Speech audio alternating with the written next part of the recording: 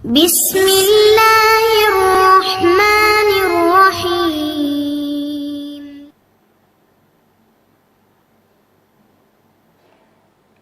அஸ்ஸலாமு அலைக்கும் வரஹ்மத்துல்லாஹி வபரகாத்துஹு. அன்பிற்குரிய சகோதர சகோதரிகளே, நீங்களும் ஆலிம்களாகலாம் என்ற பாடத்தில் புதன் வியாழன் ஆகிய 2 நாட்கள் திருக்குரான் வசனத்தினுடைய நேரடி தமிழாக்கத்தையும் விளக்கத்தையும் பார்த்து வருகிறோம். இதுவரைக்கும் 2ஆம் அத்தியாயத்தில் 230 வசனங்கள் வரைக்கும் பார்த்துட்டோம்.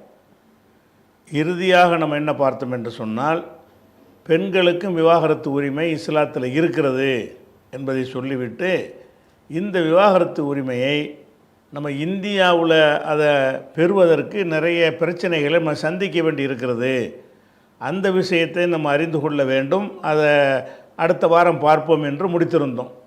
அதனால் இந்த வசனத்தின் விளக்கத்தை சொல்வதை நிறுத்திவிட்டு இப்போ நம்ம என்ன செய்யணும்னா, நம்ம வாழுகிற நாட்டில் பெண்கள் இந்த விவாகரத்து உரிமை இருக்குன்னு சும்மா பயான் பண்ணிட்டு போனால் சரியாக வராதுல்ல, அதை பெறுவதற்கு என்ன வழிமுறைகள்லாம் இருக்கிறது அதை நம்ம அறிந்து கொள்ளணும்.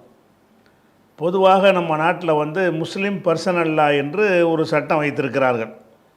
அதாவது முஸ்லீம்கள் அவங்களுடைய சில காரியங்களை அவங்க மத நம்பிக்கைப்படி நடத்தி கொள்ளலாம், அதில் நீதிமன்றங்கள் தலையிடாது, தலையிட்டாலும் அவங்களுக்குண்டு உள்ள அந்த பர்சனல் லா அந்த சட்டப்படி தான் தலையிடும் அப்படிங்கிற மாதிரி ஒரு உரிமை வெள்ளையர்கள் காலத்தில் இருந்து சுதந்திர இந்தியாவில் வரைக்கும் இருந்து கொண்டு இருக்கிறது.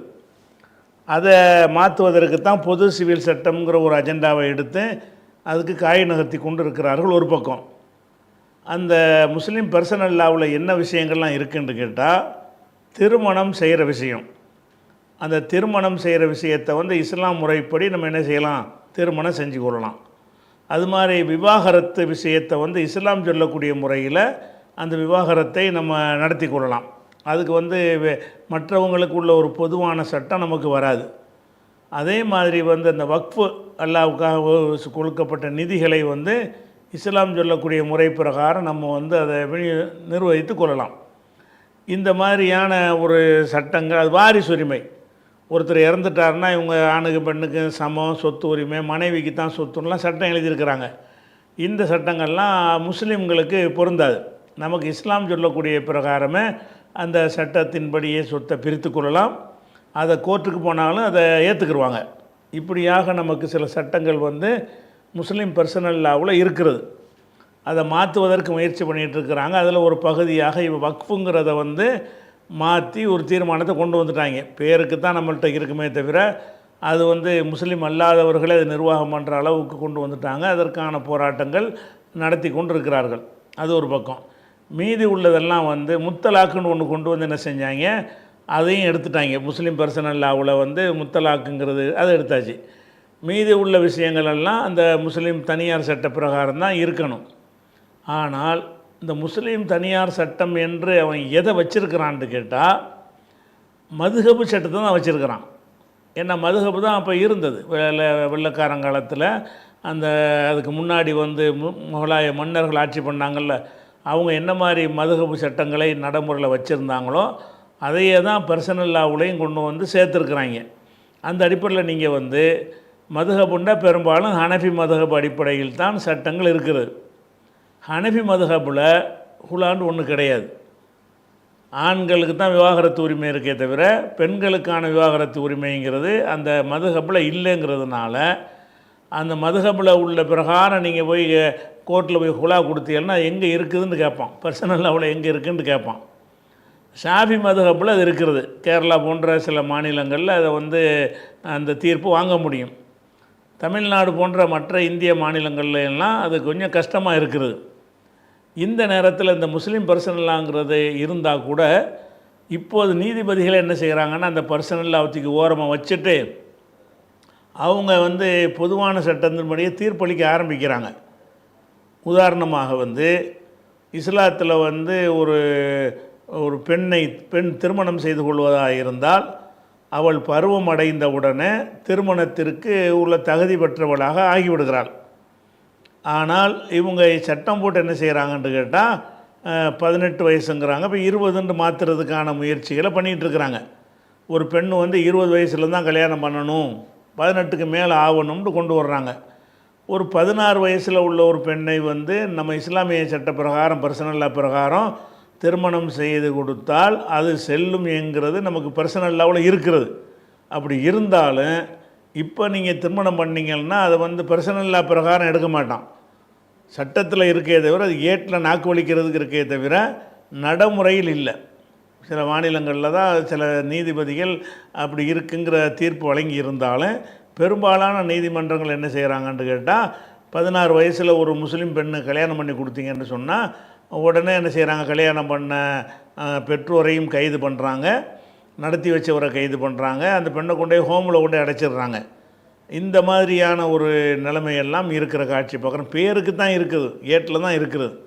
அந்த அடிப்படையில் தான் இப்போ கணவன் மனைவி பிரச்சனை வருதுன்னு வைங்க, வந்த உடனே ஹுலா என்கிற அடிப்படையில் ஒரு ஜமாத்தை நம்மளை அணுகுனாங்கன்னு சொன்னால், அல்ல நம்மளை மாதிரி இருக்கக்கூடிய ஒரு ஜமாத்துகளை அணுகினாங்கன்னு சொன்னால், அப்போ என்ன செய்கிறோன்னா அந்த தலாக்கு ஹுலாங்கிற விஷயத்தில் நம்ம தலையிட்டு அதற்கான ஒரு வழிகாட்டுதலை நம்ம கொடுக்குறோம். நம்ம மார்க்க தீர்ப்பு தான் கொடுப்போம். மார்க்கத்தில் இது இப்படி ஒன்று இருக்கிறது என்றதை தான் நம்ம ஜமாத்துகள்லேருந்து கொடுக்க முடியும். உத்தரவாக போட இயலாது. நம்ம கவர்மெண்ட் நடத்தல இல்லை, உத்தரவாக போட ஏதோ கணவன் மனைவி நான் பிரித்து வைக்கிறேன், இதோட உறவு முடிந்து விட்டதுன்னு நம்ம சொன்னோம்னு சொன்னால், நீ கவர்மெண்ட் நடத்துறியான்னு சொல்லி என்ன செய்வான், கேள்வி கேட்பான். அப்படி கேட்டிருக்கிறான் நீதிமன்றத்தில். இந்த மாதிரி சில ஜமாத்துகளில் கணவன் மனைவிக்கு மத்தியில் குலாங்கிற முறையில் விவாகரத்து செய்யும் பொழுது நீதிமன்றம் அதில் தலையிட்டு என்ன செய்கிறாங்கன்னா, நீங்கள் அதை செய்ய நீங்கள் யார், நீங்கள் என்ன நீதிமன்றமா அப்படின்னு கேட்குறாங்க. அதனால் இப்போ ஜமாத்துக்கெல்லாம் என்ன பண்ணுறாங்கன்னு கேட்டால், குலா செய்கிறதுங்கிறத வந்து அவங்க பிரித்து வைக்கிற வேலையை செய்யாமல், இஸ்லாமிய அடிப்படையில் பெண்ணுக்கு இந்த உரிமை இருக்கிறது, உங்களுக்கு சட்டப்படி கணவன் மனைவிங்கிறதுலேருந்து பிரிந்து கொள்வதற்கு இஸ்லாம் அந்த உரிமையை உங்களுக்கு வழங்கி இருக்கிறது அப்படிங்கிற மாதிரி ஒரு ஃபத்வாங்கிற டைப்பில் தான் கொடுப்பாங்க. அப்போ தான் நீதிமன்றத்தில் ஒரு கொஸ்டின் ஆகாமல் இருக்குங்கிற அடிப்படையில் இருக்குது. அப்போ இந்த குலாங்கிற முறையில் கணவன் மனைவி வந்து பிரிஞ்சிட்டாங்கன்னு மார்க் அடிப்படையில் நம்ம பிரிஞ்சு விட்டாலும் அந்த கணவன் அதை ஒத்துக்கிட்டான்னு சொன்னால் எந்த பஞ்சாயத்தும் வராது. கணவன் ஒத்துக்கொண்டு, ஏன்னா அண்டர்ஸ்டாண்டிங் கோர்ட்டில் வந்து இந்த ஒவ்வொரு வீட்லையா நுழைஞ்சு எந்த வீட்டில் குலா இருக்குது, எந்த வீட்டில் தலாக்கு இருக்குன்னெலாம் நுழைஞ்செல்லாம் வழக்கு போட மாட்டான். அவன்கிட்ட கேஸு போனால் தான் அதில் தலையிடுவான். அப்போ கேஸ் எப்போ போகும்னு கேட்டால், 2 பார்ட்டியில் ஒரு பார்ட்டி ஒத்துக்கிறாட்டி தான் கேஸ் போவாங்க. அப்போ இந்த குலாங்கிற விஷயத்தை பொறுத்த வரைக்கும் பெண்ணுக்கு குலாங்கிற அடிப்படையில் நம்ம சொல்லிட்டோமா, அந்த புருஷங்காரன் ஒத்துக்கிறலன்னா என்னவாமாண்டா, கோர்ட்டுக்கு போவான். என் மனைவியை வந்து சட்டவிரோதமாக அவங்க விவாகரத்து பண்ணிட்டாங்க, அது செல்லாதுன்னு போனான்னு வைங்களேன், அதை நீங்கள் பண்ண யாருன்னு கோர்ட்டு கேட்பான்.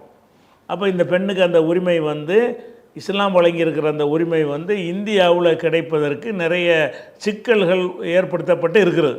பெண்கள் லேசில் வாங்கிட முடியாது. அப்போ என்ன செய்வோம்னு கேட்டால், நம்ம முடிஞ்ச அளவுக்கு ஜமாத்தார்கள் என்ன செய்யணும்னு கேட்டால், அந்த கணவனையும் அழைத்து வைத்து அவனுக்கு புரிய வைத்து, ஏன்டா பிடிக்கலைங்கும்போது எதுக்குடா அவளை வச்சுக்கிட்டு கஷ்டப்படுத்திட்டு இருக்கிறீங்க, உன்னை வேணான்னு சொல்கிறா மனைவி, வேணாண்ட பிறகு நீ எதுக்காக வேண்டி பேருக்கு அவளோட நீ வாழணும், இஸ்லாம் வழங்குற உரிமை நீ கொடுக்க வேண்டியதானே அப்படிங்கிற மாதிரி அவனுக்கு புரிய வச்சு, இல்லைன்னா நீ அல்லாட்ட குற்றவாளி ஆயிடுவ என்பதையெல்லாம் தெளிவுபடுத்தி, அவனும் ஒத்துக்கிட்டு கையெழுத்து போட்டுக்கிட்டு அவங்க குலா செஞ்சுக்கிட்டாங்கன்னு சொன்னால் நீதிமன்றத்துக்கு போக மாட்டான், யாரும் தலையிட மாட்டாங்க. இந்த பெண்ணுக்கு வேறு ஒரு திருமணம் செய்து அவங்க வாட்டுக்கு போய்கிட்டே இருக்கலாம். இப்படி வந்து ஒரு பாதி பேர் ஒத்துக்கிறாங்க. பாதி ஆண்கள் என்ன செய்கிறாங்கன்னா, சரி அவளுக்கு பிடிக்கல நம்ம என்னத்துக்கு போட்டு இருக்கணுன்ற மாதிரி இருந்துடுறாங்க. பாதி பேர் என்ன செய்கிறாங்கன்னா, வீம்பு வரும்ல, அந்த வீம்புக்கு என்ன செய்கிறாங்க, அதெல்லாம் முடியாது, நீ இப்படியே கெட, நான் உனக்கு விவாகரத்தும் கொடுக்கவும் மாட்டேன், குலாவுக்கு அனுமதிக்கவும் மாட்டேன், வேறு கல்யாணம் பண்ண விட மாட்டேன், வாழவும் மாட்டேன் அப்படிங்கிற மாதிரி என்ன செய்கிறாங்கன்னா, பாதி அளவுக்கு ஆண்கள் அப்படி தான் இருக்கிறாங்க. அப்போ அவங்க நம்ம இந்த குலாண்டு ஒரு பெண்ணு வாங்கி விட்டாலும் கூட அவள் வந்து வேறு ஒரு கல்யாணம் பண்ண போகிறது அவனுக்கு தெரிஞ்சு போச்சுன்னு வைங்க, என் மனைவியை வந்து வேற ஆள் கல்யாணம் பண்ணுறாங்கன்னு ஒரு கம்ப்ளைண்ட் கொடுத்தான்னு சொன்னால் எல்லோரையும் பிடிச்சி உள்ள கொண்டு வச்சுருவாங்க, கேஸை போட்டு விட்ருவாங்க. அப்போ வந்து அந்த பெண்ணுக்கு இந்த குலாங்கிறத வாங்கியும் கூட அது நடைமுறைக்கு அந்த பெண்ணுக்கு வந்து உதவ மாட்டேங்குது. அதுக்கு காரணம் இஸ்லாம் அல்ல, இந்த நாட்டில் உள்ள சட்ட முறைகளால் அப்படி இருக்கிறது. அதனால் வந்து இந்த குலா என்கிற முறையில் வந்து 2 பேரும் ஒத்துக்கொண்டு வந்தார்கள்னு சொன்னால், அந்த மாதிரி பெண்கள் விவாகரத்து வாங்கிக்கிட்டாங்கன்னு சொன்னால் அது சேஃப்டியான முறை. அதுக்கு பேச்சுவார்த்தை நடத்தி ஜமாத்தார்கள் பயான் பண்ணி அறிவுரை சொல்லி அவனுக்கு புரிய வச்சு, என்னடா அப்படி இல்லைங்கும்போது என்ன ஏற்படும் என்று கேட்டால், அந்த குலா கொடுக்க மறுக்கிறான்னு வைங்க, அந்த பெண்கள் வந்து தப்பாக நடந்தால் கூட கேட்கலாது. கல்யாணம் பண்ணுறத நீ தடுப்ப, கல்யாணம் பண்ணாமல் நாங்கள் தவறாக நடப்போம்னு சொன்னால் கோர்ட்டு போய் தலையிடுமா? தடுக்க முடியுமா? சட்டத்தில் வந்து விபச்சாரம் செய்வதற்கு தடை கிடையாது, கல்யாணம் பண்ணுறதுக்கு தடை வந்து நிற்கும். சட்டப்படி வந்து கல்யாணம் பண்ணுறேன்னு முறைப்படி நான் விவாகரத்து பண்ணிட்டு வேறு ஒருத்தனை கல்யாணம் பண்ணுறேன்னா அது எப்படி பண்ணுவேன் அப்படின்னு கேட்கும். ஒருத்தனுக்கு மனைவியாக இருந்துக்கிட்டே விபச்சாரம் பண்ண ஒரு பெண்ணை பண்ணான்னு வைங்க, அதை கோர்ட்டு கேட்க மாட்டேன், அது தனி மனித உரிமைன்னு சொல்லும். நம்ம நாட்டு பைத்தியக்காரத்தனமான சட்டங்கள் தான் நம்ம நாட்டில் எழுதி வைத்திருக்கிறார். நம்ம பெரும்பாலும் உலகத்தில் அப்படி தான் இருக்குது. அந்த வகையில் பார்க்கும் பொழுது இந்த குலாங்கிற முறையில் பெண்கள் சம்மந்தப்பட்டது உங்கள்கிட்ட வரும் என்று சொன்னால், அதில் முடிஞ்ச அளவுக்கு அந்த ஆணுக்கும் எடுத்து புரிய வைத்து, அவனுக்கும் தெளிவுபடுத்தி, அவனுக்கும் இறையச்சத்தை ஊட்டி, இந்த சட்டத்தில் ஒரு நன்மையை நீ பேருக்கு முன்னாட்டியே இருந்தால் அவள் தப்பாக போனால் எப்படி நீ கேட்ப, உனக்கு என்னடா உரிமை இருக்கும், அதுக்கு நீ கோர்ட்டுக்கு போக முடியாதரா அப்படிங்கிற மாதிரியெல்லாம் அவனுக்கு விளங்க வச்சு, இன்னும் சொல்ல போனால் எத்தனை பெண்கள் வந்து இந்த கணவன் விவாகரத்துக்கு மறுக்கிற காரணத்தினால அவனே போட்டு தள்ளிவிடுறாங்க, கொண்டு போடுறாங்க. அந்த மாதிரியான ஒரு விஷத்தை கொடுத்து அல்லது கூலிப்படையை வச்சு அல்ல கள்ளக்காதலனை வச்செல்லாம் செஞ்சிடுறாங்க. இதெல்லாம் உனக்கு தேவையா? நாளைக்கு உனக்கும் இப்படி ஏற்படலாம்ல? இந்த மாதிரி மார்க் அடிப்படையிலையும் பிரச்சனை அடிப்படையிலையும் அவனுக்கு புரிய வைத்து, இந்த ஜமாத்தார்கள் இந்த மாதிரி குலாங்கிற டாப்பிக்கு வரும்போதெல்லாம் நீங்கள் 2 பேரையும் ஒத்துக்கிற மாதிரி ஒரு சைன் பண்ணி அதை செஞ்சிட்டோம் என்று சொன்னால், அந்த பெண்கள் என்ன செய்யலாம், மறு வாழ்க்கையை ஈஸியாக அமைத்து கொண்டு ஹலாலான முறையில் குடும்ப வாழ்க்கை நடத்தலாம். அப்படி இல்லைங்கிற மறுத்து விட்டான் என்று சொல்லும் பொழுது அந்த நம்ம கொடுத்துடலாம், உனக்கு அந்த மார்க்கத்தில் இஸ்லாத்தில் உரிமை இருக்கிறது, அதனால் உங்களுக்குள்ள திருமணம் ரத்தாகி விட்டதுன்னு சொல்லி நம்ம ஒரு குலான்னு கொடுத்து விட்டாலும், அந்த பேப்பரை வைத்து கொண்டு அந்த பெண்ணு வந்து எதிர்காலத்தை தேர்ந்தெடுக்க முடியுமாண்டா? முடியாது. பேப்பரை வச்சுக்கலாமே, வேணால் எப்படி செய்யலாம், அந்த குலா வாங்கி வைத்து கொண்டு கல்யாணம் 2வது கல்யாணத்தை ரகசியமாக போய் பண்ணி முடிச்சுட்டாங்கன்னு வைங்க, பண்ணி முடிச்ச பிறகு கோர்ட்டெலாம் போக மாட்டாங்க வேற ஒரு ஆளுக்கு. அந்த மாதிரி செஞ்சாலே தவிர முறைப்படி அவங்க அறிவித்து மகளுக்கு கல்யாணம்னு சொன்னால் என்ன செய்வான், இவன் வந்துக்கிட்டு கெடுக்க நினச்சான்னு சொன்னான். அண்டர்ஸ்டாண்டிங்கில் இருந்தால் அது ஒரு கணக்கு, அது அண்டர்ஸ்டாண்டிங் வரமாட்டேங்கிறானே, அப்படிப்பட்டவனாக இருந்தானே ஆனால் அவன் போய் கம்ப்ளைண்ட் பண்ணலாம், என் மனைவிக்கு இத்தனாந்தேதி திருமணம் நடக்க இருக்கிறது, அவங்க சட்டப்படி இன்று வரைக்கும் எனக்கு மனைவியாக தான் இருக்கிறாங்க, அது நான் விவாகரத்து கொடுக்கல. அப்படி இருக்கும் பொழுது அந்த திருமணம் செய்கிறவங்கள சட்டப்படி நடவடிக்கை எடுக்கணும்னு ஒரு கம்ப்ளைண்ட் பண்ணான்னு சொன்னால், 2வது பண்ணக்கூடிய புருஷனையும் அந்த குடும்பத்தாரையும் இந்த இவங்களையும் சேர்த்து எல்லாருமேலையும் வழக்கு போட்டு என்ன செய்வாங்கன்னா, அது பல பிரச்சனைகளை சந்திக்க வச்சுருவாங்க. அப்போ அந்த பெண் வந்து குலாண்டு பேரில் வாங்கி வைத்து அந்த யூஸ் ஆகலை. கல்யாணம் கணவன்கிட்டேருந்து மார்க்கப்படி விடுதலை ஆகிட்டாங்க. அவங்க மார்க்கப்படி இன்னொருத்தனை கல்யாணம் பண்ணால் அது மார்க்கப்படி ஓகே தான். மார்க்கப்படி ஓகேன்றாலும் இவனுக்கு இந்த இந்திய சட்டப்படி இந்த விவாகரத்து நடக்கலைன்னு சொல்கிறானே, நம்ம விவாகரத்து நடந்துருச்சுன்னு நம்ம சொல்லிகிட்டு இருக்கிறோம், அவன் எங்கள் நாட்டு சட்டப்படி ஆகலைன்ட்டு தான் அதிகமான நீதிமன்றங்களில் இந்த தீர்ப்பு அளிக்கிறாங்க. நான் கர்நாடகாவில் ஒரு 10 நாளைக்கு முன்னாடி ஒரு தீர்ப்பு அளிச்சிருக்கிறாங்க, இது பெண்களுக்கு விவாகரத்து உரிமை இருக்கிறது, கொடுத்தது செல்லும் அப்படின்னு சொல்லி கர்நாடகா ஹைகோர்ட்டில் தீர்ப்பளித்தாங்க. அது கர்நாடகாவுக்குள்ள வரைக்கும் அந்த தீர்ப்பை வச்சுக்கிட்டு செஞ்சுக்கிற முடியும். தமிழ்நாட்டுக்குள்ளே அப்படி தீர்ப்பு அளிக்கலை, கேரளாவில் அளிக்கலை, மாற்ற அளிக்கிறாங்க. அப்படிப்பட்ட ஒரு நிலையில் இருக்கும் பொழுது இந்த பெண்கள் விவாகரத்து உரிமை என்பதை வந்து உரிய முறையில் நீங்கள் விளைவிக்கிறணும்.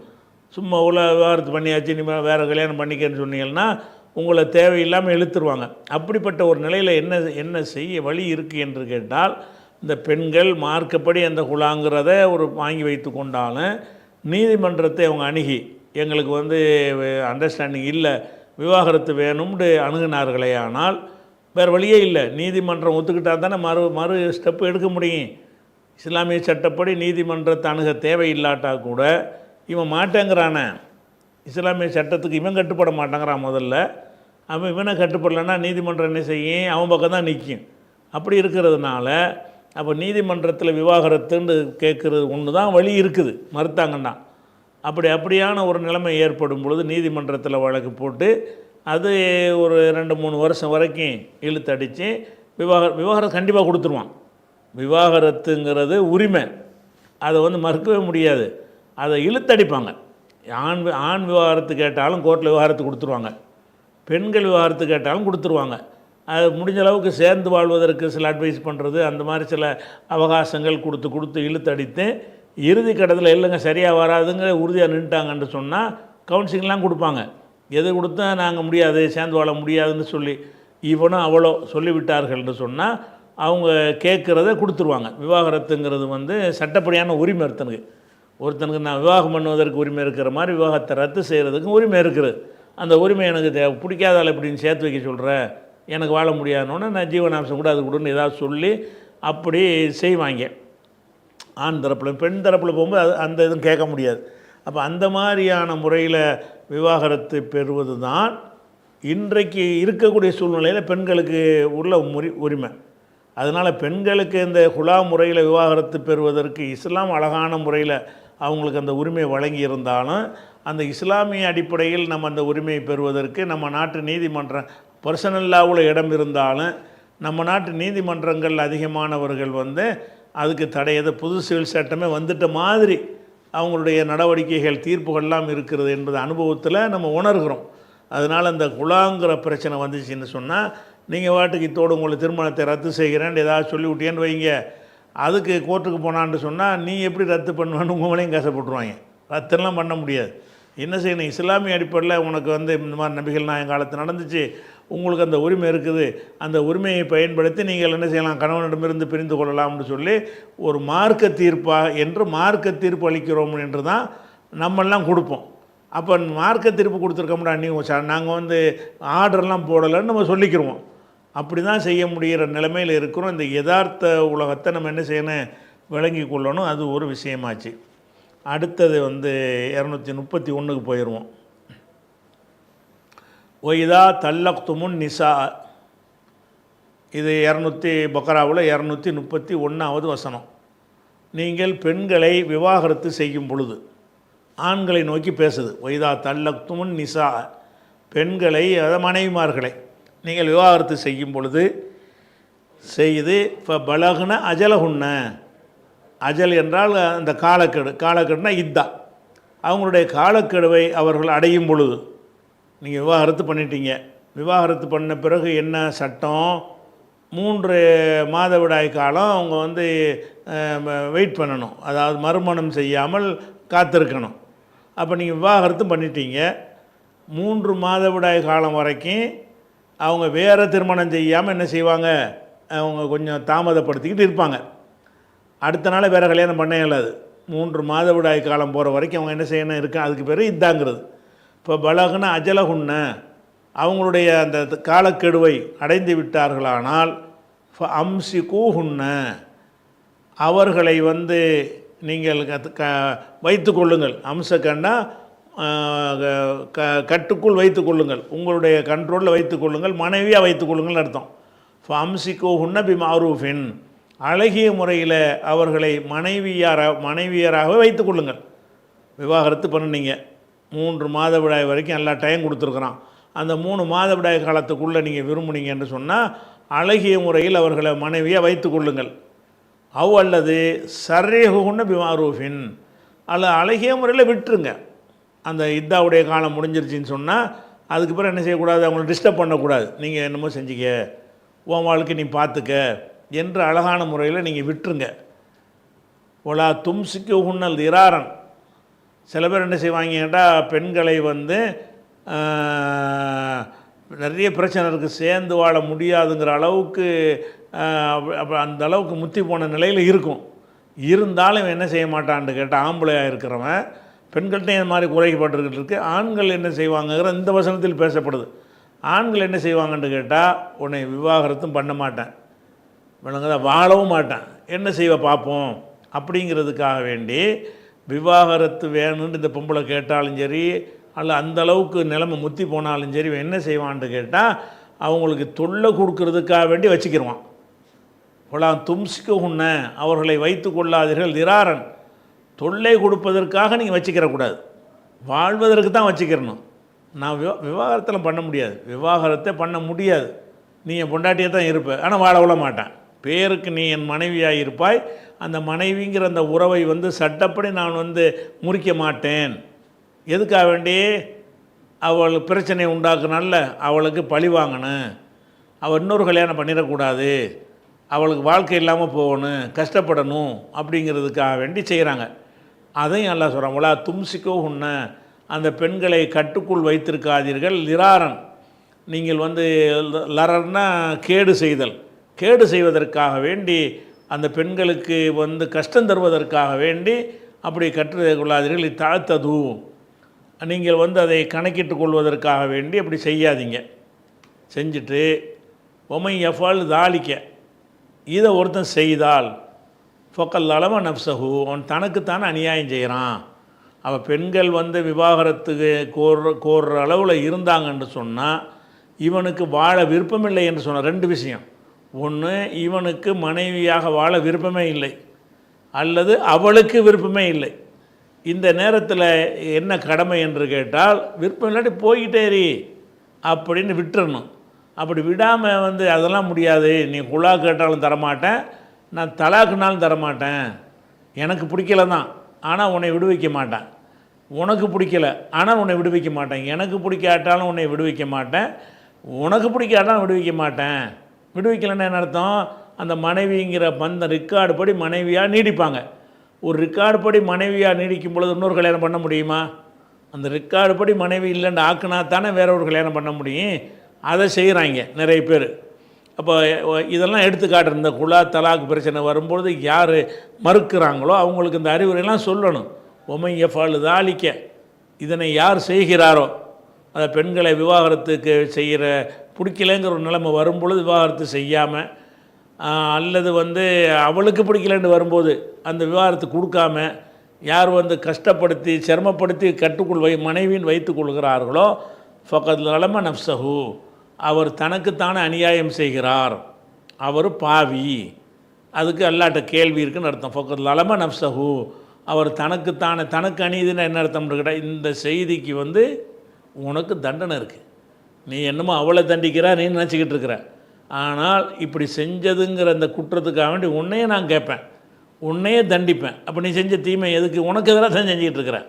இப்போ கல்லாலம நப்சஹு, இப்படி யாராவது செய்வாரையானால் அவர் தனக்குத்தான் அநீதி இழைத்து கொண்டார்.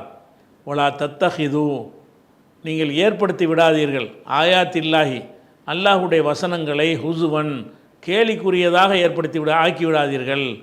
லா தத்தஹிதுன்னா ஆக்காதீர்கள்னு வச்சுக்கிறோங்க, அப்படியும் செய்யலாம் அர்த்தம். ஒலா தத்தஹிது ஆயாத்தில்லாஹி ஹுசுவா, ஹுசுன்னா கிண்டலுக்குரியது, அல்லாஹ்வுடைய வசனங்களை வந்து கேலிக்குரியது ஆக்க. அல்லாஹ் வந்து விவாகரத்து பிடிக்காட்டி விவாகரத்து பண்ணுறாங்கிறான், நீ என்ன செய்கிற? நான் விவாகரத்து பண்ண மாட்டேன் அப்படின்னு சொல்லி அல்லாஹ்வுடைய வசனத்தை வந்து தப்பாக உன் இஷ்டத்துக்கு வியாக்கியானம் பண்ணிக்கிட்டு கேலிக்குரியது ஆக்கிறாத. ஒலா தத்தஹிது ஆயாத்தில்லாஹி ஹுசுவா, அல்லாஹ்வுடைய வசனங்களை கேலிக்குரியதாக நீங்கள் ஆக்கி விடாதீர்கள் சொல்லிவிட்டு அல்லாஹ் என்ன செய்கிறான்னா ஒரு அருட்கொடை சொல்லி காட்டுறான். அடே, எப்படி அழகான ஒரு சட்டம் தந்திருக்கிறோம், இதுக்கு முந்தி எப்படி இருந்தீங்க, எப்படி காட்டு மிராண்டிகளாக இருந்தீங்க, எந்த ஒரு சட்ட நெறிமுறையும் இல்லாமல் அந்த மாதிரி தான் திருமண வாழ்க்கைங்கிற விஷயத்தில் நீங்கள் நடந்து கொண்டிருந்தீர்கள். நான் வந்து ஒரு அழகான வழிமுறையை தந்து பிடிச்சா வாழுங்க, பிடிக்காட்டி பிரிஞ்சிருங்கன்னு சொல்கிறது மாதிரி ஒரு சிறந்த ஒரு போதனை இருக்க முடியாது. அது யார் அந்த பிடிக்காமல் இருக்கிறாங்களோ அவங்கள கேட்டால் தான் விளங்க முடியும். நல்லபடியாக வாழ்ந்துக்கிட்டு இருக்கிறவங்களுக்கு இதனுடைய விஷயம் விளங்காது. நல்லபடியாக வாழாதவங்கள்ட்ட கேட்டிங்கன்னு சொன்னால், என்னை விட்டுட்டாலும் பரவாயில்லை, ஏன் இப்படி பண்ணுறான் அப்படின்னு அந்த பெண்ணு சொல்லுவாள். நீங்கள் வெளியேருந்து பார்க்கும் அவளை தலாக்கு விட்டான்னு நீங்கள் நினச்சி பேசுவீங்க. ஆனால் அவன்கிட்ட மாட்டிக்கிட்டு முடிக்கிற பொம்பளைட்டு போய் கேட்டோம்னு சொன்னால், இவனோட இருந்து எனக்கு ஒன்றுமே செய்ய முடியலை, எப்படியாவது என்னை வந்து விடுவிச்சிருங்கன்னு கேட்பான். அதுக்கு ஒரு வழிமுறை இல்லாமல் ஜாகிலியா காலத்தில் இருந்துச்சு. இஸ்லாம் என்ன பண்ணுது? நீங்கள் பிரிஞ்சிக்கலாம், உங்களுக்கு அந்த உரிமை இருக்குது என்று அல்லாஹ் தந்திருக்கான்ல, இதெல்லாம் சொல்லி காட்டுறான்ல. வதுக்குரு, நீங்கள் நினைத்து பாருங்கள், நியாமத்துல்லாஹி அலைக்கும், உங்கள் மீது அல்லாஹ் செய்த நியாமத்தை, அருட்கொடையை நினைத்து பாருங்கள். அப்போ அல்லாஹ் உங்களுக்கு அருட்கொடை செஞ்சு ஒரு அழகான ஒரு சட்டத்தை தந்திருக்கிறான். ஒமா அன்சல் அலைக்கும் மினல் கிதாபி உல் ஹிக்மத்தி, உங்கள் மீது அல்லாஹ் இறக்கி இருக்கிற வேதத்தையும் ஞானத்தையும் எண்ணி பாருங்கள், அல்லாஹ் கொடுத்த நியாமத்தையும் எண்ணி பாருங்கள். ஒமா அன்சல் அலைக்கும், உங்கள் மீது அல்லாஹ் இறக்கி இருக்கிறானே, அல்லாஹ் ரெண்டு இறக்கி இருக்கிறான், ஒன்று கிதாபு, இன்னொன்று ஹிக்மத்து. ஹிக்மத்து என்றால் ஞானம், அதாவது ஹதீஸுக்கு அந்த ஹிக்மத்துங்கிற வார்த்தை எல்லாம் சொல்கிறான். குர்ஆன் என்பதையும் அல்லாஹ் தந்திருக்கிறான். குர்ஆனுக்கு விளக்கமாக ரசூலுல்லாஹ்வுடைய அறிவுரைகளை நமக்கு வழங்கியிருக்கிறான். அந்த ரெண்டையும் தான் அல்லாஹ் சொல்கிறான். வமா அன்சல் அலைக்கும் மினல் கித்தாபி வல் ஹிக்மத்தி, வேதத்தையும் ஞானத்தையும் உங்களுக்கு இறக்கி இருக்கிறான, அதையும் நீங்கள் நினைத்து பாருங்கள். எழுக்கும் பிஹி, உங்களுக்கு அல்லாஹ் இதை கொண்டு இதை அறிவுரையாக கூறுகிறான். உத்தகுல்லாஹ், அல்லாஹ் அஞ்சிக்கிறங்க. வாலமும் அறிந்து கொள்ளுங்கள். அன்னல்லாஹ் பி குல்லி ஷைஇன் அலீம், எல்லா பொருட்களையும் அல்லாஹ் அறிந்தவன் என்பதை நீங்கள் அறிந்து கொள்ளுங்கள். வாலமும் அறிந்து கொள்ளுங்கள். அன்னல்லாஹ் பி குல்லி ஷைஇன் அலீம், எல்லா பொருட்களை பற்றியும் அல்லாஹ் அறிந்தவன் அப்படிங்கிறத நீங்கள் விளங்கிக்கிறங்க. அப்போ இதில் முக்கியமான விஷயம் இந்த 231 வசனத்தை தான் நாங்கள் இந்த குடும்ப பஞ்சாயத்துகள் வரும் பொழுது ஆண்கள் செயலையும் பெண்கள் செயல் இதை தான் சொல்லுவோம். இது அல்லாஹ்வுடைய வழிகாட்டுதலுங்க. பெண்ணுக்கு அந்த உரிமை இஸ்லாம் கொடுத்துருக்கு, நீ எப்படி மறுக்கிற? ஆணுக்கு அந்த தலாக்கு உரிமையை கொடுத்துருக்கு, நீ எதுக்கு மறுக்கிற? பிடிக்காத ஒருத்தனோட வாழ்ந்தது வாழ்க்கை, அதுக்கு பேர் சந்தோஷமாக பிரிஞ்சுட்டு போயிட வேண்டியதானே. பிரிஞ்சுட்டு போய் அடுத்தடுத்த வாழ்க்கையை நம்ம அமைச்சிக்கிடலாம்ல. இஸ்லாம் மார்க்கத்தில் மறுமணத்துக்கு இடம் இருக்கத்தானே செய்யுது என்றெல்லாம் அறிவுரை சொல்லி அவங்கள வென்றெடுக்க வைத்து இந்த பஞ்சாயத்துகளில் இந்த வழிமுறையை கையாண்டு இருந்தாங்கன்னு சொன்னால் எவனும் கோர்ட்டுக்கு போயிருக்க மாட்டான். இஸ்லாமிய அடிப்படையில் அந்த அறிவுரையை சொல்லாமல் ஜமாத்து சொல்லு கேட்குறியா இல்லையா, அந்த மாதிரி டைப்பில் அணுகுனதுனால தான் அதிகமான விவாகரத்து விஷயங்கள் கோர்ட்டுக்கு போகிறது. ஜமாத்தில் விவாகரத்துங்கிறத ஏற்றுக்குருவாங்க, அவங்க நீதிமன்றத்துக்கு போயிடுறான். எதனால் போகிறான்னு கேட்டால் இது அல்லாஹ்வுடைய தீர்ப்புன்னு அவன் நினைக்கவே இல்லை, இதை ஜமாத்தார்கள் வழங்குகிற தீர்ப்புன்னு நினச்சிக்கிட்டு அதை எதிர்க்கணும்னு அவன் மனநிலைக்கு வருகிறது. இப்போ ஜமாத்தார்களை என்ன செய்யணும்னு கேட்டால் இந்த விவாகரத்து வழக்குகளை விசாரிக்கும் பொழுது 2 பேருக்கும் அறிவுரை சொல்லுங்கள். பிடிச்சா தான் வாழ்க்கை, பிடிக்கலன்னா அதுக்கு பேர் வாழ்க்கை கிடையாது, நரகமாக தான் இருக்கும். பேருக்கு பொண்டாட்டி பேருக்கு புருஷனை வச்சுக்கிறது என்ன நன்மை இருக்குது? சில பெண்கள் என்ன செய்கிறாங்கன்னா கணவனை வேணான்றுவாங்க. சரி வேணாண்டா குழா கொடுத்துட்டு அதெல்லாம் முடியாது அப்படின்னு சொல்லி அம்மா வீட்டில் இருந்துக்குருவாங்க. அப்போ அதிலேருந்து விடுபடாமல் இன்னொரு கல்யாணம் பண்ண முடியும்னு சொன்னாலும் எந்த ஜமாத்துலேயும் பொண்ணு கொடுக்க மாட்டாங்க. ஏன்னு கேட்டால் ஏற்கனவே உள்ள மனைவி விஷயம் என்னாச்சுன்னு கேட்பாங்கல்ல. ஒரு மனைவின்னு ஒருத்தர் இருக்கக்கூடிய நேரத்தில் இவனுக்கு இன்னொரு கல்யாணம் பண்ணுறதுக்கு மார்க்கத்தில் அனுமதி இருந்தாலும் அந்த ஒரு பொண்ணு கொடுக்குறவன் என்ன யோசிப்பான்? அவனுக்கு ஏற்கனவே ஒரு பொண்டாட்டி இருக்கிறா, எப்படி நம்ம கொடுக்குறோன்னு யோசிப்பான்ல. அந்த பிரச்சனை ஃபைசல் பண்ணிட்டுவான்னு தானே கேட்பான். அதுக்காக வேண்டி பொம்பளை என்ன செய்வாங்கன்னு கேட்டால் குழாவும் அவனோட வாழவும் மாட்டாங்க, குழாவும் கேட்க மாட்டாங்க, அவனோட வாழவும் மாட்டாங்க. அவங்க போய் அம்மா வீட்டில் இருந்துக்கிடுவாங்க. இவனு என்னென்னமோ செஞ்சு பார்ப்போம், ஒன்றுக்குமே கட்டுப்பட மாட்டாங்க. இல்லை எனக்கு உன்னோட நான் வாழ விரும்பலை, வாழ விரும்பாட்டி முறைப்படி இந்த அநியாயம் பொம்பளையும் தானே செய்கிறாங்க. ஆண்கள் செய்கிற மாதிரியான இந்த அநியாயத்தை பெண்களும் செய்கிறார்கள். அவனுக்கு பிடிக்கலங்கிறான், பிடிக்காத ஒருத்தனுக்கு பொண்டாட்டின்னு சொல்லிட்டு நினைத்துக்கு இருக்கணும் அப்படின்னு சொல்லி அவங்களும் தானே கஷ்டப்படுத்திக்கிட்டு இருக்கிறாங்க.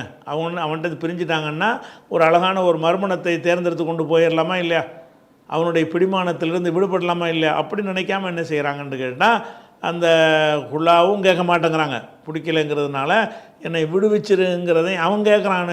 என்னோட வாழ முடியாட்டி எனக்கு விவாகரத்து வாங்கிட்டா அது போயிருங்கிறான். அதெல்லாம் முடியாது அப்படின்னு சொல்லக்கூடிய ஒரு நிலைமை இருக்குது.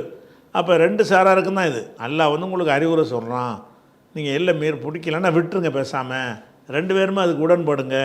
அவனுக்கு பிடிக்காட்டாலும் சரி உனக்கு பிடிக்காட்டாலும் சரி உங்களுக்கு இன்னொரு வாழ்க்கையை தேர்ந்தெடுத்து கொள்ளுங்கள்ன்ற ஒரு வழிகாட்டுதல் அல்லாஹ் என்ன செய்யறான் நமக்கு தந்திருக்கிறான் என்பதை இந்த ஜமாத்தார்களாக இருக்கிறவங்க என்ன செய்யணும், அறிந்து கொண்டு இதை செய்யணும். இது 231வது வசனமாச்சா. 232வது வசனத்திலையும் இதே மாதிரியான ஒரு சட்டத்தை தான் நல்லா சொல்கிறான். என்ன சொல்கிறான்னு கேட்டால் ஒய்தா தல்லக்துமுன் நிசா, பெண்களை நீங்கள் விவாகரத்து செய்து பலகுன அஜலகுன்ன, அவங்களுடைய தவணையை அதாவது இந்தாவுடைய காலக்கெடுவை அடைந்து விட்டார்கள் என்று சொன்னால் ஃபலா தலுலுஹுன்ன, அவர்களை நீங்கள் தடுக்காதீர்கள். என் கெஹன அஸ்வாஜகுன்ன, அவங்களுடைய கணவன்மார்களை அவர்கள் திருமணம் செய்து கொள்வதற்கு நீங்கள் என்ன செய்யாதீங்க, தடுக்காதீங்க. இதா தராலோ பைனஹும் பில் மாரூஃப், அழகிய முறையில் அவர்களுக்குள்ளே பொருந்தி கொண்டார்கள் என்று சொன்னால் அதை என்ன செய்யாதீங்க, அவங்க திருமணம் செய்து கொள்வதை நீங்கள் தடுக்காதீர்கள் அப்படின்னு ஒரு அறிவுரையை அல்லாஹ் இங்கே சொல்கிறான். அதாவது விவாகரத்து செஞ்சிட்டீங்க, இதுதான் முடிஞ்சிருச்சு. முடிஞ்சதுக்கு பிறகு அவங்க வேணுங்கிற ஒரு புருஷனை தேர்ந்தெடுத்து கொண்டு கல்யாணம் பண்ணுறதுக்கு நீங்கள் தடையாக நிற்காதீங்க. இந்த வசனத்துக்கு 2 விதமான ஒரு அர்த்தத்தை கொடுக்கலாம். ஒன்று வந்து அந்த புருஷனையே கல்யாணம் பண்ணுறாங்கன்னு வைங்க, இத்தா காலம் முடிஞ்சிட்டா கல்யாணம் பண்ணி தானே சேரணும்.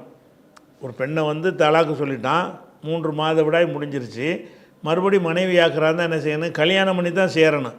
அப்படி சேரணும்னு அந்த பெண்ணை விரும்புகிற நேரத்தில் குடும்பத்தாரும் தடுப்பாங்க, அதெல்லாம் அவன்கிட்ட போகாத நீ வேணாம் அப்படின்னு சொல்லி அவங்க தடுப்பாங்க.